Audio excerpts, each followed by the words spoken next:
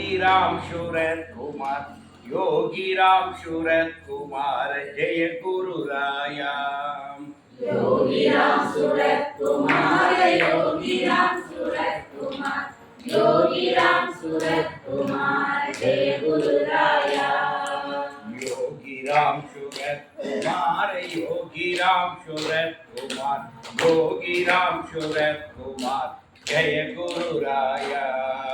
योगी राम सूरत कुमार, योगी राम सूरत कुमार, योगी राम सूरत कुमार, जय गुरु राया। सद्गुरुनाथ महाराज की जय हो। எட்டயபுரம் யோகிராம் சுரத்குமாருடைய இந்த சமிதியில் உரையாற்றுவது எனக்கு ரொம்ப சந்தோஷம். இடையில கொஞ்சம் கேப் ஆயிட்டு அப்பப்போ வரும். இனிமேல் தவறாமல் வர்றது கொஞ்சம் இடையில கொஞ்சம் வேலைகள் உண்டு, வீட்டு வேலைகள் எல்லாம் இருந்தது. இனிமேல் தொடர்ந்து பகவான் பணியில் முழுமையாக ஈடுபடலாம். இது நவராத்திரி காலம், இது அருமையான காலம். இதை உண்மையிலேயே நாங்கள் இன்றைக்கி இப்போ நவராத்திரி கொண்டு வச்சுருக்கோம். பொதுவாக 10 நாள் எங்கேயும் போக மாட்டோம். அதை தளர்த்தி கொண்டு இன்றைக்கு வந்துருக்கோம். கிட்டே போகிறோம். ஏன்னா ரொம்ப நாள் டியூனால செகண்டரி சொல்லி நாங்கள் வாரோம் பகலில் தானே, அதனால பகலில் வச்சுருங்க பண்ணுறோம். என்னென்னு கேட்டால் ஒரு விஷயம் தெரியுமா, சுவாமி பூர்வாசிரமம் நம்ம சொல்கிறது, அவர் ஞானம் பெற்று வர்றதுக்கு முன்னாடி நம்மள மாதிரி கிரகஸ்தராக இருக்கிற காலத்தில் அவர் நவராத்திரி விரதம். அவங்க ஊர் பீகார் பார்டர், அதாவது மேற்கு வங்கத்துக்கு பக்கத்தில். இந்த நவராத்திரி எங்கே ரொம்ப விசேஷம்னா வங்காளத்தில். காளியை கும்பிட்றவங்க வங்காளத்தில். இப்போ விநாயகர் சதுர்த்தி மகாராஷ்டிரா பாம்பேல ரொம்ப விசேஷமாக இருக்கும். இந்தியா முழுக்க கொண்டாடுறோம், ஆனாலும் சில ஃபெஸ்டிவல் சில மாநிலங்களில் பிரபலமாக இருக்கும். இப்போ விநாயகர் எல்லாரும் தான் கும்பிடுறோம். ஆனால் மகாராஷ்டிராக்காரங்களுக்கு கணேஷ்ங்கிறது பெரிய தெய்வம். அவங்க விநாயகர் சதுர்த்தி ரொம்ப கோலாகலமாக கொண்டாடுவாங்க. கல்கத்தாவுக்கு வந்தீங்கன்னா நவராத்திரி தான். அவங்களுக்கு இந்த நவராத்திரி 10 நாளும் கல்கத்தா முழுக்க பிரியமான. கல்கத்தா பக்கத்தில் இருக்கிற பீகார் சாமி வாழ்ந்தவர். அப்போ அந்த பகுதிகளில் இருந்தால் அந்த வங்காளத்தினுடைய தாக்கம் உள்ள இடம். எனவே நவராத்திரி கொண்டாட்டம் என்பது இந்தியாவுடைய இந்த கிழக்கு பகுதியில் ரொம்ப விசேஷமானது. அங்கே தேவியினுடைய தன்மை உள்ள மாநிலம். சுவாமி என்ன பண்ணியிருக்காருன்னா இந்த 10 நாளும் விரதம் இருப்பாங்க. நம்ம இதில் விரதம் கிடையாது, போது பொருளாக வைப்போம். 10 நாளும் ஒரு நேர உணவு. அது அவங்க அங்கே உள்ள சிஸ்டம். நவராத்திரி தான் விரதம் இருந்துருவாங்க, ஒரு நேரம் தான் சாப்பிடுவோம். நம்ம இப்போ சஷ்டிக்கு இருக்கிறோம், ஒரு நேர உணவு, மீதி 2 நேரம் சாப்பிட மாட்டோம். பால் பழம் இந்த மாதிரி சாப்பிட்டு அந்த ஒரு நேர உணவு சிம்பிளான ஒரு நாள். சுவாமி எப்படி பண்ணுவார், அந்த 10 நாளும் துளசி ராமாயணம் வாசிப்பார். நம்ம தமிழில் கம்பராமாயணம் மாதிரி ஹிந்தியில் ஒரு ராமாயணம் இருக்குது, பேர் துளசிதாசர் எழுதிய துளசி ராமாயணம். சுவாமி அந்த 10 நாளும் துளசி ராமாயணம் வாசிப்பார். அது 10 நாள் ஆகும், அது அவ்வளோ படித்து முடிக்க. இப்போ நம்ம கம்பராமாயணமே நமக்கு 10 நாள் ஆகுது, 3 வால்யூம் கேட்டால் அவ்வளோதையும் படித்து முடிக்க குறைந்தபட்சம் தமிழ் தான் வாசி முடிக்க 10 நாள் ஆகும். அப்படி அது மாதிரி சுவாமி அந்த 10 நாளை படிப்பாங்க. அந்த ஊரில் பெரியவங்கெல்லாம் உட்காந்துருப்பாங்கன்னா இது வாசிக்க கேட்பாங்க. அந்த காலத்தில் அப்படிலாம் உண்டு. ராமாயணம் ஒருத்தர் வாசிக்க கேட்டுட்டு போவாங்க. அப்படி சுவாமி துளசி ராமாயணம் வாசிப்பாங்க. இந்த 10 நாளும் சுவாமி விரதத்தில் இருப்பாங்க. இதை ஒரு தவக்காலமாக யோகி பூர்வாசிரமத்தில் இருந்தது. அதனால் எனக்கு தெரிந்தோ தெரியாமலோ நாங்களும் சின்ன வயசுலேருந்து வீட்டில் கொலு வைக்கிறாங்க. 10 நாளும் எங்கள் வீட்டில் அது ஒரு தெய்வீகமாக இருக்கும், வீடே தெய்வமாக இருக்கும். நாங்கள் இந்த 40 ஆண்டுகளில் பல ஊருக்கு டிரான்ஸ்ஃபரில் போனோம். எந்த ஊருக்கு டிரான்ஸ்ஃபரில் போனாலும் இந்த கொலு பொம்மையோட சேர்ந்தா டிரான்ஸ்ஃபர் ஆகும். ஏன்னா போகிற வீடு வாடகை வாடாங்கன்னா அங்கேயும் கொலு அடிக்கி சாமி. நாங்கள் 40-45 ஆண்டுகளாக தொடர்ந்து இதை செஞ்சுட்டு. அப்போ ஏதோ ஒரு வகையில் அந்த கொலு, நம்ம கொலு திருவிழான்னு சொல்லுவோம், அவங்க நவராத்திரி விழான்னு சொல்லுவாங்க. அது நமக்கு ஒரு கமிட் ஆகிடும். இது ஒரு தவக்காலம். ஏன்னா நவராத்திரியுடைய விஷயமே என்ன, அம்மா 9 நாள் தவத்தில் இருந்து 10ஆவது நாள் மகிடாசுரனை வதம் செய்கிறார். இதான கதை. இதுதானே இந்த விரதம். 9 நாள் அவள் இருந்து நவ சக்திகளையும் திரட்டி 10ஆவது நாள் மகிஷாசுரனை மர்தனை பண்ணிடுறான். அதான் மகிடாசுர மர்தனம் சொல்லி, அதான் தேவி, அதான் ஜெயக்கொடி நாட்டம். இதுதான் ஒரு காலம். அப்போ ஒரு பெரும் காரியம் செய்யறதுக்கு ஒரு காலம் தவம் இருக்க வேண்டிய தவக்காலம்னு ஒன்று. ஒரு குழந்தை கூட 9 மாதம் வயிற்றுதான் வெளியே வருது. அப்போ அது அதனுடைய தவக்காலம். அந்த குழந்தை அன்னையனுடைய வயிற்று தவம் இருக்குதுங்கிறதா உண்மை. ஒரு செடியை வச்சு நட்டால் அது வளர்ந்து மரமாகி பூவாகி காயாகி கனியாக ஒரு காலம் எடுக்கும். அது அதனுடைய தவக்காலம். பிள்ளைங்க படித்தாலும் அது படித்து அந்த ஞானம் அறிவுறதுக்கு அது ஒரு காலம் எடுக்கும். அப்போ இந்த தவம் என்பது இயற்கையினுடைய சிருஷ்டியிலே அது இருக்கு. இயற்கையுடைய எந்த சிருஷ்டியை பார்த்தாலும் அது தன்னை வெளிப்படுத்த ஒரு காலகட்டம் தவம் இருக்கு. ஒரு முட்டைக்குள்ள ஒரு கோழி இருக்கு, ஒரு அடகாக்க வேண்டியிருக்கல. எல்லா முட்டைக்குள்ளே தான் கரு இருக்கு. ஆனால் கொஞ்சம் முட்டைக்கு மேலே கோழி ஏறி உட்காந்து அதை அடகாத்தா தான் குஞ்சு வெளியே. அப்போ அந்த தவம் செய்ய வேண்டியது.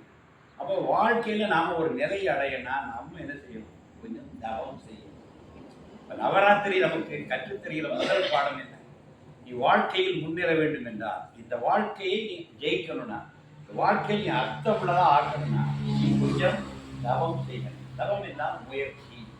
அதுக்காக கொஞ்சம் பிரயத்தனமா இப்போ நடந்து வர வேண்டியதில்லை. கொஞ்சம் வீட்டு வேலையெல்லாம் காலையிலே முடிச்சுட்டு தாய்மார்களுக்குள்ள கஷ்டம் எனக்கு தெரியும். இந்த வீட்டு வேலையெல்லாம் முடிச்சு மாமியாரெல்லாம் இது பண்ணி மறுபடியும் தாத்தி இது எல்லா கதையும் முடிச்சுட்டு அது பிடிக்க வர டலாத வரும்போது நாங்கள் என்ன டக்குனு துண்டவதி தோலை போட்டு வந்துடுவோம்.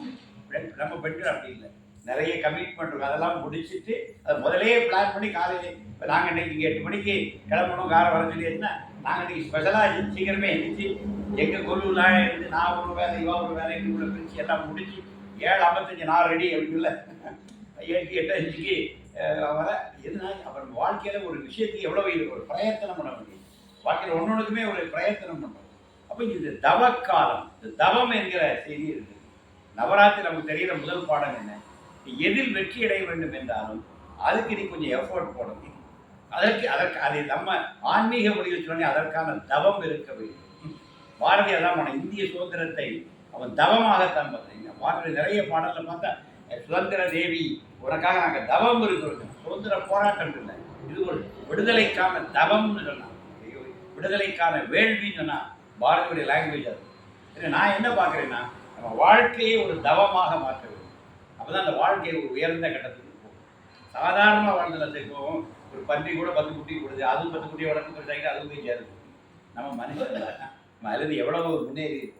அப்போ நம்ம அதனுடைய வாழ்க்கைக்கும் நம்முடைய வாழ்க்கைக்கும் எவ்வளோ பெரிய வேறுபாடு இருக்கும். அப்போ நம்ம புதிய பல விஷயங்களை தெரிந்து கொள்ள வேண்டும். நம்முடைய வாழ்க்கையுடைய தரத்தை அப்படியே கொஞ்சம் அதிகரிச்சுட்டு போகணும். ஏனென்றால் ஒன்று வேணாம், ஒரு அமிர்தானந்தம் என்று சொல்ல வேண்டிய ஒரு புத்தகம். அந்த அம்மா அது ஒரு தேவி உபாசகராக இருந்தால் கிருஷ்ணனை வணங்கினால் அந்த அம்மா எவ்வளோ பெரிய இடத்துக்கு போயிட்டாங்க. ஒரு மீனவ பெண்மணி, ஒரு மீனவ கிராமம் அந்த இடத்துல வள்ளிக்காவுங்கிற இடத்துல ஒரு மீனவ குடும்பத்தில் பிறந்து கண்ணன் மேலே ஒரு பக்தி வைத்து நம் காலத்தில் வாழ்ந்த ஒரு மீராவாக வாழ்ந்து பக்தி பண்ணி இன்னைக்கு எங்கே போயிட்டாங்க. நாங்கள் போன தீபாவளி முந்தின தீபாவளி அந்த அம்மா ஆசிரமத்தில் அங்கே 3 தடவை அந்த அன்னையினுடைய அந்த அன்பை பார்த்தீங்கன்னா சாமி அவங்கள கல்கத்தா காளின்னு சொல்லுவாங்க. இதே அம்மா இவ்வளவு பிரபலமாகிறதுக்கு முன்னாடி திருவண்ணாமலை வரும்போது சாமி விசிறி வச்சு அந்த அம்மாவுக்கு வீசுறாரு. வீட்டு காளி காளி கல்கத்தா காளின்னு சொல்கிறார். அப்புறம் அந்த முகத்தை பார்த்தா கருப்பு அழகுங்கிறத நீங்கள் அமிர்தானந்தமய முகத்தை கருப்பு தான் ஏன் அழகு நிறைய தெரியாமல் இருக்காங்க. கருப்பு தான் அழகு.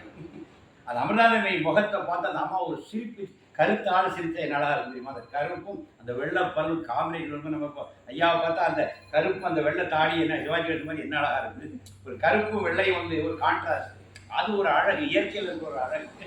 அமாவாசைக்கு பௌர்ணமிக்கு இருக்குல்ல, இந்த ரெண்டும் ஒரே இடத்துல இருந்தால் என்ன அழகாக இருக்கும். அமாவாசை பேக்ரவுண்டில் பௌர்ணமிக்கு பார்த்தா தான் பௌர்ணமிக்கே விசேஷம். அப்போ அப்படி ஒரு அழகாக அந்த அம்மா கொடுக்குறேன். நான் அந்த அம்மாவுடைய பாடெல்லாம் உட்காந்து கொடுக்குறேன். அந்த முகத்தில் அந்த அந்த கண்ணனை பார்த்த அந்த அந்த அந்த அழகு அந்த முகத்தில் அமிர்தானந்தமய அம்மாவுடைய பஜனையில் முன் வரிசையில் உட்காந்து அந்த அம்மா முகத்தை பார்க்கணும். அந்த முகத்தில் கண்ணன் வருவான், சிவா சொன்னால் சிவன் வருவான். அந்த அம்மா எந்த தெய்வத்தை படம் அந்த தெய்வம் அந்த அம்மா முகத்தை அந்த அம்மா அந்த தெய்வத்தை அப்படியே பார்க்கணுமா?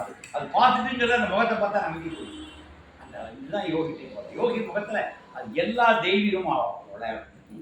பழைய வீடியோலாம் பார்த்தா சாமி முகத்தில் குழந்த மாதிரி அவர் முகத்தில் தெய்வம், அவர் தெய்வங்களை சொல்லாமலே விளையாடுங்க. அந்த முகத்தை பார்த்தாலே தெரியும். தெய்வங்கள் அவர் முகத்தில் அப்படியே நடனம் ஆடுறது தேஜஸ், அதான் தேஜஸ் சொல்கிறாங்க. அது யோகிட்டு. அப்போ இந்த நவராத்திரியில் நம்மளும் நம்ம முகம் முடியாது. முகம் மலர், அகம் மலர்ந்தால் முகம் மலர். அகம் மலரணும். அகம் மலர்ந்துன்னா முகம் தானா மலர்ந்து. அதுதான் வேணும். நம்ம என்ன ஆகணும்? மென்மேலும் பக்குவம் அடையணும். தவம் என்பது என்ன? நம்மளை பக்குவப்படுத்தும். தவம்னா என்ன செய்யறது? நம்மை பக்குவப்படுத்துவது. நம்மகிட்ட உள்ள சில சோம்பேறித்தனம் இதெல்லாம் தூக்கிறது, இதெல்லாம் மாற்றுறது. குடும்பமான வரைக்கும் நல்லதே செய்யும், நல்லதே நினைக்கும். யாரையும் கடிந்து சொல்ல வேண்டும். இன்னா செய்தாரை கொடுத்து அவர் நானும் நன்மையும் செய்து விட. இன்னொருத்த கெடுதி பண்ணாலும் இருந்து போகிறாங்க. அவருக்கு நல்ல புத்தி கொடுத்து அவங்க கேட்க வேண்டியது. இதை போட்டு சண்டையை வச்சுட்டு மல்லு கட்டி என்ன மல்லு கட்ட அவங்க இன்னும் கொஞ்சம் வேகம் வரும். அவன் இன்னும் என்னெல்லாம் பண்ணலாம்னு நினைப்பான். அவன் 5 ரூட்டில் போனால் 6ஆவது ரூட்டை தேடுவான். அதை விட்டுட்டு இனி நல்லா இருப்பான்னு சொல்லிட்டு முடிச்சு விடலாம். அந்த கணக்கு அங்கேயே முடிச்சிடலாம். அதை வளர்த்துக்கிட்டு போகணும். இந்த மாதிரிப்பட்ட சில பண்புகளை நம்மோடு வளர்த்து விட்டோம் என்றால் இந்த நவராத்திரி அதுதான் கற்றுது. அப்பேற்பட்ட தெய்வமே 9 நாட்கள் தவம் இருந்து ராத்திரி அது தெய்வம். ஒரு செகண்ட்ல மகிழாசுரன் அடிக்க முடியாதா? அவன் நமக்காண்டி காட்டுறான். ஒவ்வொரு நாள் தவம் இருந்து நவ சக்திகளை நான் திரட்டி அதுக்கப்புறமே அவன் அடிக்கிறேன். அப்ப தீமைங்கிறத ஒரு லேசல்ல. ஒரு தீயதை அழிக்கணும்னா அது நீ பெரிய தவம் இருக்கணும். நீ எல்லா நல்ல சக்திகளையும் உனக்குள் சேர்க்கணும். அப்பதான் அதை ஜெயிக்கலாம். ஒரு தெய்வமே அவ்வளவு முயற்சி எடுக்க நம்ம தான் மனிதர்கள். அந்த அளவுக்கு நம்ம ஆற்றல் இல்லை.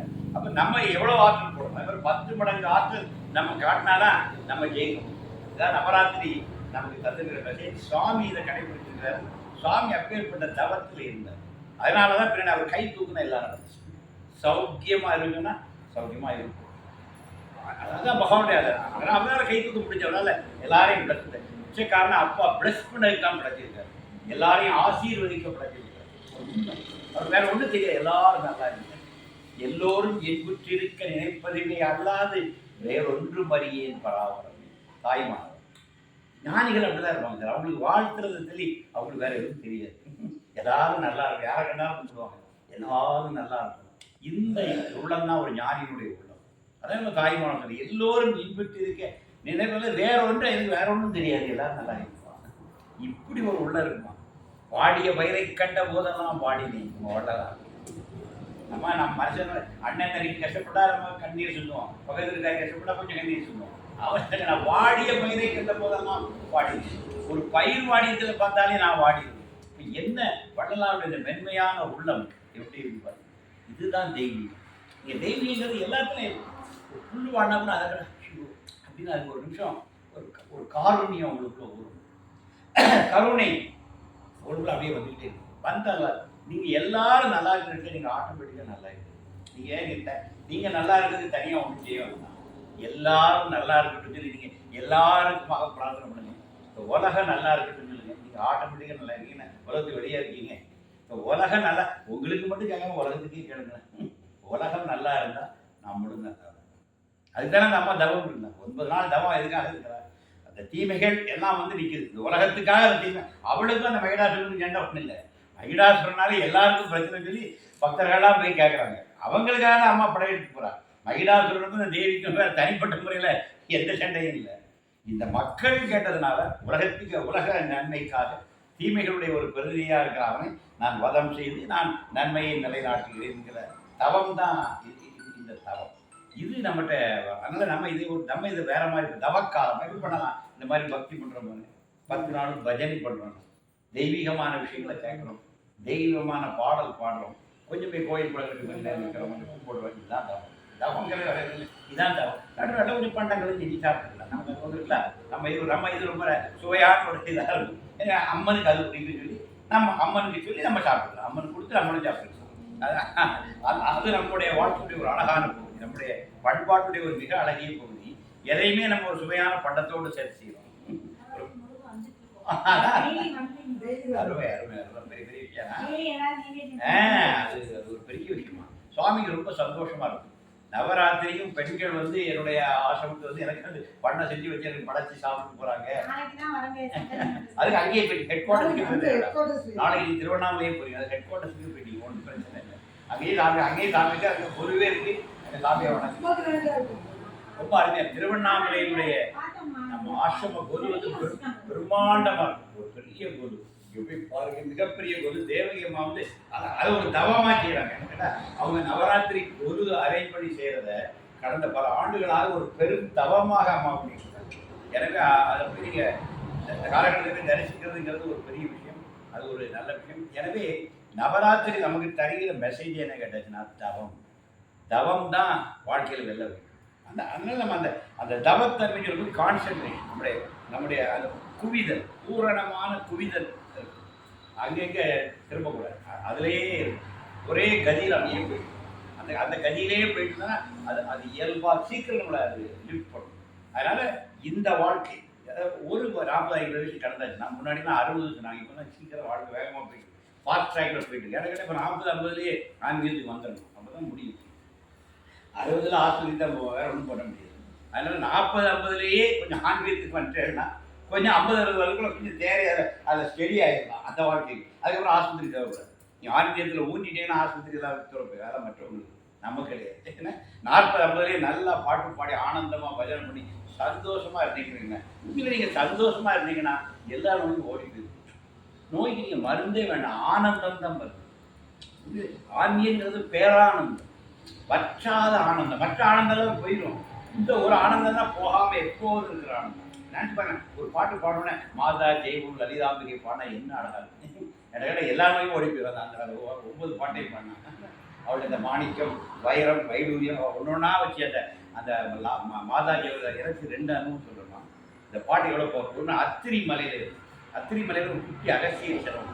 அத்திரி மலைங்கிறது ஆழ்வார்குறிச்சிக்கு மேலே கடனா நதி படித்த ஆழ்வார்குறிச்சினால கடனா நதி இருக்குது. ஒரு கடனா நதி அணைக்கட்டு இருக்கு, அதுக்கு மேலே ஏறி போயிட்டு அத்திரி மகிழ்ச்சி அனுப்பியா தவம் பண்ண இடம். அடியே 10 ஆண்டுகளாக போய் வந்த இடம். இப்போ அங்கே ஒரு சின்ன ஹட் வச்சுருக்கேன். நீங்கள் குடும்பமாக வாங்க, எங்கள் வீட்டில் தங்கிக்கலாம், அந்த மலைக்கு உங்களை கூப்பிட்டு போகிறேன். அது தனிப்பட்ட முறையில் நாங்கள் மாதூர் நானும் சிலமாலுமே ஒரு 10 நாள் அங்கே இருந்துட்டு வரோம். அது எங்களுக்கான தவக்காலம். அது மாதம் ஒரு 10 நாளுக்கு அது ஒரு தவ வாழ்க்கை எங்கே அங்கே இருக்கிறோம். அதில் ஒரு நாள் 2 பேரும் மௌனமாக இருக்கிறோம். புருஷனும் பஞ்சாதியும் ஒரு 12 மணி நேரம் மௌனமாக இருக்கிறது எவ்வளோ பெரிய விஷயம். வீட்டுக்கு நல்லது, சண்டை வராது. நாங்கள் 12 மணி நேரம் சண்டை விடாமல் இருப்போம்ல. அதனால் நாங்கள் வந்து காலை 6 முதல் மாலை 6 வரைக்கும் பேச மாட்டோம். அதனால் அன்றைக்குள்ள சண்டை மிச்சம். அந்த வாரத்தில் அது ஒரு நாள் சண்டை மிச்சமாயிருக்கு. அதனால் நாங்கள் அன்றைக்கு மௌனம் போனால் தேர்டு ஃப்ரைடே நிரந்தரமான மௌனத்தில். அது ஒரு சின்ன பயிற்சி மாதிரி நாங்கள் அங்கே இருக்கிற காலத்தில் அதை கொண்டு வரோம். இல்லை அங்கே நான் ஒரு நாள் மாலை உட்கார்ந்து அந்த அகத்தியனுடைய எனக்கு தெரிஞ்சிட்டு உள்ள இந்த மாதா ஜெய்வம் லலிதா அதெல்லாம் வருங்களா. எவர் தினமும் லலிதா நவரத்தின மாலை இசைத்திடுவார் கடைசாரின அவர் சிவரத்தினமாய் புரிவார் அவர் என்று இருப்பார். அதில் மாலை மயங்கிய வான விதானம் அன்னை நடம் செய்யும் ஆனந்த வேலை சிந்தை இறம்பவளம் செய்பவள் யாரோ தேமொழியால் இது செய்தவள் யாரோ எந்த இடத்து இருக்கும் அந்த அந்த மாதிரி ஒரு ஏகாந்தமாக இடத்துல இருந்து பாடுறேன். அந்த அகஸ்தியர் சிரிச்சார். நம்ம வந்து அகஸ்தியர் இயற்றியதால் அந்த பாடல் ஏதோ ஒரு மனிதன் தான் எழுதியிருக்கு, ஆனால் அகஸ்தியர் தான் எழுதியிருப்பாங்க. அந்த பாட்டு வந்து அகஸ்தியர் தான். ஆனால் அந்த அகஸ்தியர் செலம்னு பாடுறேன். அந்த சின்ன அப்படி சிரிச்சு அந்த பேசுகிற ஒரு மாலை நேரம் அந்த மாலை மயங்கிற வான விதானம் சொல்றது. அந்த அகஸ்தியருக்கு பின்னாடி அந்த அந்த வானம், நீல வானம், அந்த கலர், அந்த பாட்டில் என்னெல்லாம் சொல்லியிருக்கோ அதெல்லாம் நாங்கள் அந்த அத்திரி மலையில் இந்த பாட்டு அப்படியே இருக்கும். அடுத்த ஒரு அனுபவம், நாங்கள் வந்து ஒரு அமர்நாத் போயிருந்தோம். அந்த பனிலிங்கத்தை பார்க்க ஒரு 23 பேர் கூட போயிருந்தோம். நான் 24 ஆளாக போயிருந்தேன். அந்த மெயினாக லீட் பண்ணவர் அந்த ஜம்மு போனோடனே அவருக்கு ஹார்ட் ப்ராப்ளம் ஆகிட்டு அவருக்கு சாவி ஏண்டு விட்டார். இந்த 23 பேரை நீங்கள் கூட்டு போது இவர் ஆஸ்பத்திரி போயிட்டார். நான் திடீர் தலைவராகப்பட்டு 23 பேரையும் நான் அப்புறம் தெரியாத ஒரு தெரிஞ்சவன் மாதிரி கூட்டிகிட்டு போகிறேன் அமர்நாத்துக்கு. 23 பேரை அந்த ஆத்ம பலம் சரி பரவாயில்ல. நான் எடுத்து தம்பி நீங்கள் கொஞ்சம் நீங்கள் ஹாஸ்பிட்டல் போய் ட்ரீட் பண்ணி சொல்லிட்டு நான் கிளம்பி போயிட்டேன். 23 நேரம் இவர் தான் குரூப் பண்ணி இவரை ஃபாலோ பண்ணணும்னு சொன்னேன். 23 நேரம் கூப்பிட்டு போயிட்டோம். அந்த அமர்நாத் போய் ஜீலம் நதிக்கரை இருக்குது. மற்றவங்களாம் அதை வேறு மாதிரி பார்ப்பாங்க. நான் எப்படி பார்த்தேன், பார்வதி இமயமலை யாரு சார்? பர்வத குமாரி பார்வதினா இமயமலைக்கு ராணி. இமய பர்வதம், இமயத்தினுடைய ராணி தான் நம்ம பார்வதி. பர்வத குமாரி, பர்வதம்னா மலை. இமய பர்வதத்தினுடைய மகள் தான் யாரு? காஷ்மீருடைய மகள் யாரு? நம்ம பார்வதி. அப்போ நான் எப்படி பார்க்குறேன் காஷ்மீரத்து மலையை? இங்கே எங்கள் அம்மாவுக்கு ஊரில் அது பார்வதி. இந்த ஜீலம் நதியை நான் எப்படி பார்க்குறது? எங்கள் அம்மாவுக்கு நதியில் நான் ஜீலம் நதிக்கரையில் வேறு மாதிரி ஆகிடும். அந்த நதி கூட நீல கலரில் ரொம்ப தண்ணி தான். நம்ம ஊர் மாதிரி குறைஞ்ச தண்ணி தான். ஒரு சின்ன தான் ஜீலனுக்கு முகத்துக்கிறேன்னு இந்த ஜீல நதிக்கரையில் அப்படியே உட்காந்துட்டு நானே என் கூட கொஞ்சம் கோயம்புத்தூர் நண்பர்கள் இருந்தாங்க. நான் அந்த மாதா ஜெய்வம் பாடுறேன். நீங்கள் ஒரு கட்டத்தில் பார்த்தீங்கன்னா இந்த அம்மாவுடைய கால் சலங்கையோட கால் நடனம் நான் தான் மாதிரி பக்கத்துக்கு சத்தம் கேட்டால் கேட்டு 2 பேர் காதில் அந்த அம்மா அந்த பாட்டுக்கு அந்த கால் நடனம் ஆடுகிறார். அந்த சத்தத்தை அந்த இமயத்தில் சில இடங்களுக்கு ஒரு வேல்யூ. அத்திரி மகரிஷியுடைய தென்மூலையில் இருக்கிற அத்திரி மலையில இதை பாடும்போது அந்த அகத்தியரை சுற்றி அந்த மாலை மயங்கி அந்த வான விதானம் அந்த காட்சி பிரமமாக இருந்துச்சு. அதாவது திறந்த கண்ணுக்கு கிடைச்சிது. ஆனால் எங்களுக்கு ஜீலம் நதிக்கரையில மூடிய கண்ணுக்குள் அந்த அம்மாவுடைய பாதம் சலங்கை கட்டி இந்த பாட்டுக்கு ஆடுது. அந்த சலங்கை சத்தம் எனக்கு கிடைச்ச பக்கத்தில் இருந்த அன்பருக்கும் கேட்டு அவர் அந்த ரகசியமான ஒரு சவுண்டு கேட்டு அம்மா அந்த சலங்கை அந்த கால் சலங்கை 2 பேரும் ஒரே விஷயம் 2 பேரும் கிடைச்சிருக்கு. 2 பேரும் ஷேர் பண்ணிட்டோம். அப்போ அந்த இடம் அப்போ நான் எவ்வளோ கரெக்டாக அந்த இடத்த பிடிச்சிருக்கேன். இது பார்வதி வாழ்கின்ற மாமலை. இது ஜீலம் நதி. பேர் ஜீலமோ சூலமோ வச்சுக்கோங்க. சூலம் தான் ஜீலமாக இருக்கும். அது சூலத்தினுடைய நதி தான். அந்த நதியில் நீராடுறோம், முகத்தை கழுவுறோம், துடைக்கிறோம், குளிக்கிறோம். அதில் நின்று பாடணும். அந்த இடத்துல வாழலாம். அப்போ இமயத்தினுடைய ஒரு அடிவாரத்தில் உட்கார்ந்து எங்கள் அம்மாவை பாடினா எங்கள் அம்மா அந்த இடத்துக்கு வரும். 3வது ஒரு அனுபவம். அடியேன் ஒரு முறை அத்திரி மணிகண்டன் ஒரு பையன் மணநாடு போய் கேட்டு மணிகண்டன் ஒரு பையன் நம்ம அந்த அத்திரி மடத்துக்கு கீழே சம்பல் குளங்கிற இடத்துல அந்த பையன் அவன் என்னுடைய இன்னைக்கு கூட கல்யாணம் பண்ணது சத்திரிய குலத்தில் வீரன் அவன் வீரன் அவன் இன்னைக்கு கூட கல்யாணமே பண்ணலை அவன் ஒரு தவந்தாங்கி போய் என்னுடைய சிறந்த நண்பன் எனக்கு அவனுக்கு ஒரு 20 வயசு வித்தியாசம் அவனுக்கு க்ளோஸ் ஃப்ரெண்ட்ஸ் அதுதான் விஷயம். அப்போ திடீர்னு ஒரு நாள் அவனுக்காக நான் இதை முடியும் ஒன்று தான் அவனை பார்க்க நான் போய் பார்த்துக்கிறேன். அங்கே வந்து ஒரு சுவையான சம்பவம். அவங்க வந்து இது நாடி பார்க்குறாங்க. நாடினா அந்த ஏடு பார்க்குறாங்க. அப்போ அங்கே நாடினா நான் வெளியே போகிறேன். எனக்கு இதெல்லாம் பெரிய ஈடுபாடு கிடையாது. நான் வாசல் உட்காந்துக்கிறேன். அவர் மணிகண்டன் பார்த்துருக்காரு. அவர் பார்த்து முடிச்ச உடனே வெளியே போகிறேன். உள்ளே போகலை. வாங்க நாடி நீங்கள் பாருங்க வெளியே அப்படின்னு சொல்லிட்டு நான் மணிகண்டனை பார்க்கணும் வெளியே போகிறேன். உள்ளே எல்லாம் பார்க்குறாங்க. என்னெல்லாம் வாதம் நடக்குது. ஒரு பையன் ஓடி வந்தேன். சார் உங்களுக்கு ஒரு அந்த சாமி உள்ள கொடுக்குறாரு. அவர் எனக்கு அவர் ஃபோட்டோகிராஃபி ஆஃபீஸில் வச்சுலாம் ஃபோட்டோ எடுக்கிறார். சார் உங்களுக்கு ஹிந்தி தெரியுமான்னு கேட்டார். ஹிந்தி தெரியுமா? நான் ஹிந்தி படிச்சுக்கேன். படிச்செல்லாம் நினைப்பாங்க. நீங்கள் ஹிந்தி நல்லா பேசுவேடாமா? யார் சொன்னாங்க? இல்லை அந்த ஃபோட்டோகிராஃபர் நிறைய ஹிந்தி நாடகம்லாம் நடிப்பீங்களாமே. எங்கள் ஆஃபீஸில் ஹிந்தி நாடகம் போடுவோம் ஹிந்தி. ஆமாண்ணே அது ஒன்றும் கிடையாது. இதில் எக்ஸர்சைஸ்மெண்ட் நிறைய உண்டு. அவங்கள்ட்ட தமிழ் எழுதி ஹிந்தியில் கேட்டு அது தமிழில் எழுதி அழகாக ஹிந்திக்காரனோட நல்லா பேசுவோம். ஹிந்திக்காரனோட ஹிந்திய நாடகத்தில் அழகாக பேசுவோம். அப்படி இவ்வளோதான். எதுக்கு நிலையில் உங்களுக்கு வசிஷ்ட குகை தெரியுமான்னு கேட்டார். அதை தெரிய கூப்பிட்டு போகிறேங்க. மணிகண்டன் வசிஷ்ட குகை போடுது. அந்த நாடியில் வருது. வந்தால் ஒரு ஹெல்ப் பண்ணுறதே வருது. எனக்கு தெரியும். நான் கூப்பிட்டு போகிறேன். நான் வசிஷ்ட குகைக்கு அடிக்கடி போயிட்டு வந்தேன். ரிஷிகேஷ்லேருந்து ஒரு 25 கிலோமீட்டரில் அந்த வசிஷ்ட குகைங்கிற எனக்கு அடியன்னு தெரிஞ்சுட்டு அப்புறம் அந்த அந்த அதுக்காக நாங்கள் கிளம்பி போகிறோம். அது வேறு சில விஷயங்களும் நடந்துச்சு. நான் அவனும் இங்கேருந்து கிளம்பி போகிறோம். 5 நாள் யாத்திரை. டெல்லி வரை போய் நாங்கள் டெல்லியிலேருந்து அவர் ஹரித்வாருக்கு ட்ரெயினில் போகிறோம். அப்போ ஒரு சின்ன அக்ரிமெண்ட் இருந்தோம். மணிகண்டா நம்ம இந்த டெல்லியை விட்டு ஹரித்வாருக்கு போகிறோம். நீ 5 நாள் அவங்க இருக்க போகிறோம். 5 நாள் நம்ம பேசக்கூடாது. இதான் எங்கள் போகிறோம். சார் ரொம்ப சந்தோஷம். அவன் ஜி ரொம்ப சந்தோஷம். நம்ம 2 பேரும் பேசணும். 5 நாள் யாத்திரை முடிஞ்சு டெல்லி வந்தோன்னு பழையபடி பேசணும். ஏன்னா ஒரு தவத்துக்குன்னு சொல்லி போயிட்டு அங்கேயும் உட்காந்து பழையபடி எட்டயபுரம் நிறைய பேசிட்டு உருடுவோம். அங்கே எட்டயபுரத்துலேயே இருந்து போயிடலாம். இமயமலை வர போனேன். இமயத்துக்கு போனால் இந்த பேசலாம். அந்த இமயத்தோடு நீ இணைய நம்ம நிறைய இடங்களில் போய் நம்ம ஊரே விடாமல் கூட கொண்டுட்டு போகிறோம். போகிற ஊருன்னா உட்காந்தோடனே ஊரை வச்சிடும். ஊர் கடையை வச்சிடும். கட்டையா இந்த கதை ஏற்று வீடு பக்கத்து வீடு என்னடா போகிற ஊருக்கெல்லாம் நம்ம ஊரையும் தூக்கிட்டு போகிறோம். நம்ம ஊர்லேயே விட்டுட்டு போயிடும். போகிற ஊரில் அந்த ஊரோட நீ கலந்துடும். அப்போ தான் அந்த அனுபவம் கிடைக்கும்.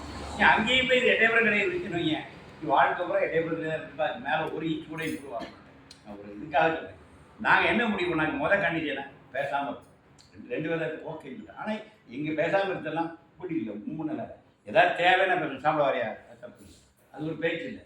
ஒரு தகவல் உட்காருமா ரைட் அடுத்த ஆள் இப்படி பேசிப்போம். ஆனால் நாங்கள் பேச மாட்டோம். வேறு எதுவும் நாங்கள் பேச மாட்டோம். தேவைக்கான 1-2 வார்த்தைகளை தவிர 5 நாள் 2 இருக்குது.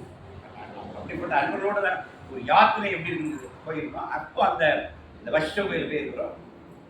கேட்டால் அந்த கேரளா சாதிக்கு 5 நாள் ரூம் விட்டால் 2 இருக்கிறோம்.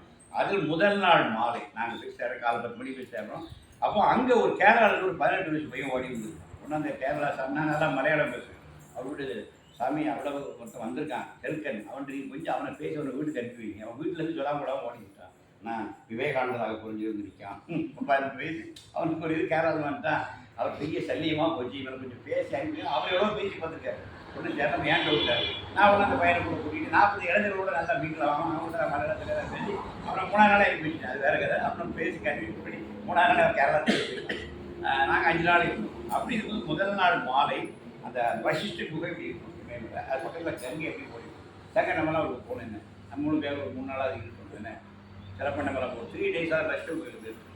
அற்புதமான இடம். அந்த வசிஷ்ட குகையில் அப்படி காவிரி அது கங்கை ஓடும். அப்படியே அதை பார்த்து அப்படியே இருந்தேன். அப்படி இருந்து நாங்கள் அதில் நாமா சொல்லார் ஒரு சாயங்காலம் ஒரு பாறை இருக்குது. இந்த பாறையில் உட்காந்து நான் மணிகண்டன் அந்த கேரளா போய் 3 பேர் உட்காந்து நாமா சொன்னோடனே நாம ஜபம் நான் நல்லா உற்சாகமாக சொல்லிட்டு அவங்களும் சொல்லிட்டுறாங்க. கொஞ்ச நேரம் ஆனாலும் குளிர் ஆரம்பிச்சு தெரியுது. ஈவினிங் ஆகுது இமயமலையில் குளிர். அவங்க ஒருத்தர் பூமிலேருந்து 2 பேருக்கு போயிட்டாங்க. எனக்கு நிறுத்த முடியும். நான் கொஞ்சம் ஆனந்தமாக ஏகாந்தமாக அப்படியே நாமம் பாடி யோகி நாமம் சிவா நாமம் சக்தி நாமம் எல்லா நாமும் வருது. எல்லாத்தையும் பாடி ஒரு 2 மணி நேரம் ஓடி ஒரு இருட்டிட்டு நல்லா இருட்டிட்டு தெரியுது. அப்படி பார்க்க டக்குன்னு பார்க்க ஆகாசம் முழுக்க என் அமிர்தானந்த இருக்குது. அமிர்தானந்த இமயத்தினுடைய ஆகாசம் முழுக்க பெரியம்மா கலிக்காவில் பார்த்தாமா இல்லை இமயத்தில் பார்த்தாமா இமயம் மாதிரி பெருசாக இருக்கு. அப்படியே 2 கை மோனி நல்லவண்ண நீ நாமம் ஜெபிச்சு நல்லா நாம சொல்லி ஒரு ஆலிக்கணும். பிரத்யட்சம் ஒரு 7-7:30 மணிக்கு இரவு அப்படியே இமயத்தில் அடுத்த நிமிஷம் நம்ம அப்படியே கிளம்பிடுறாங்க. ஏன்னா அந்த அம்மா முகம் அன்னைக்கு அங்கே ஒரு நிலவு அந்த வெள்ளை மேகம் அப்படியே நம்ம அப்படியே அதுக்குள்ள மெரிச்சாயிட்டாங்க. நல்லா தெரியும் அந்த அம்மா தான் அப்படியே வந்து பாருங்க. எனக்கு அந்த அம்மாவை 6 மாதம் நினைச்சே இருக்கு. நான் யோகி டிவோட்டி, நான் எனக்கு அம்தானமே இருந்தான். கடந்த 6 மாதம் அம்தானமே நான் நினைக்கவே இல்லை. அப்போ எங்கோ ஒரு மூலையில் ஒருத்தன் உட்கார்ந்து நாமம் சொன்னா என்னுடைய அன்னை அங்கே ஓடோடி வந்து ஆலிங்கனம் பண்ணி நீ நல்லா நாமா சொல்லணும். நம்ம பக்தியா உருகி ஒரு பாடல் பாடினால் அந்த தெய்வம் அந்த இடத்துக்கு வரும் சொல்றேன். நான் அதுதான் சாட்சி. அதுதான் நம்ம அம்மாவுடைய அனுபவம் எனக்கு அந்த அந்த அந்த கரையில கிடைச்சி. இன்னொரு விஷயம் அவங்க என்ன சொன்னாங்க, அந்த அவனை போய் ஹரித்வாரில் குளிச்சுட்டு வரும்போது அவனுக்கு லால் சலாம்னு இருக்கும் வாங்கிக்குவாங்க, அந்த லால் கிதாப்னு இருக்கும் வாங்கிக்குவாங்க. அவங்களுக்கு லால் கிதாப்னா என்னன்னே தெரியாது.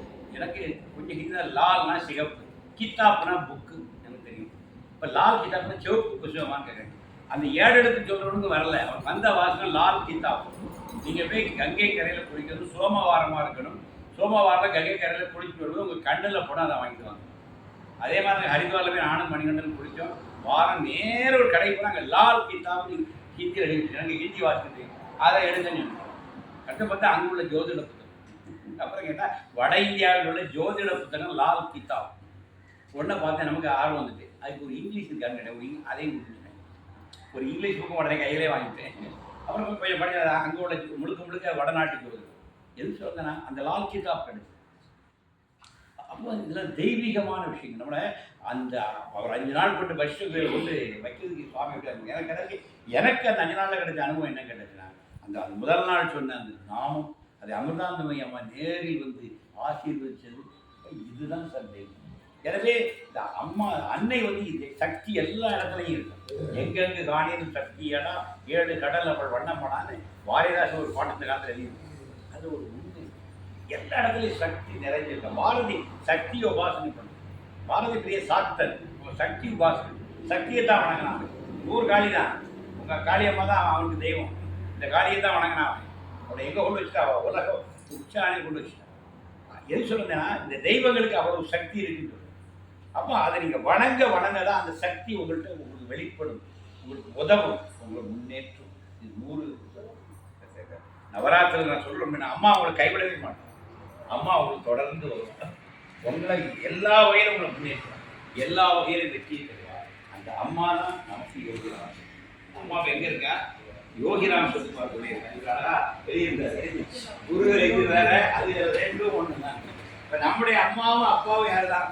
யோகிராம் சுரத்குமார். அந்த சக்தி நமக்கு யோகிராம் சுரத்குமார் என்னும் வடிவமாக வந்திருக்கு. அவர் கக்கதார் விரதம் வந்தவர், அவரும் நவராத்திரி விரதம் இருந்தவர், அவரும் அதே சக்தியை வணங்கினவரை. அந்த சக்தியை அவர் நமக்கு தான். இதுதான் விஷயம். எனவே எனக்கு எட்டயபுரம் மக்கள் 1000 ஆண்டுகள் வாழப்பட்டு 1000 ஆண்டு இதே அன்போடு பக்தி. நீங்கள் மட்டும் இல்லை, உங்களுடைய வருங்கால தலைமுறைகள் நல்லா வாழணும். ஒரு மண்ணில் நல்ல வண்ணம் வாழலாம் வைகளும் எண்ணில் நல்ல கதிக்கு யாதும் ஒரு குறைவு அப்படின்னு நம்முடைய தேவாரம் சொல்கிற மாதிரி எட்டயபுரத்தினுடைய இன்றைய பக்தி பெருமக்கள், இந்த தாய்மார், இதனுடைய வழிவழி குடும்பங்கள் வாழ்வாங்க. இதான் தேவிட்ட இந்த வரம் வாய்கள் தரணும். இவர்கள் தொடர்ந்து உங்களுக்காக தொண்டு செய்வார்கள். அவர்களுக்கு அம்மா கூட இருந்து எல்லா அருள்வார்கள். அதனால் இந்த இடத்துல எனக்கு அம்மான்னு சொன்னாலும் சரி, யோகின்னு 2 எனக்கு ஒன்று தான். இது வேற அதெல்லாம் மனுஷன் புரிஞ்சிக்கு தான்.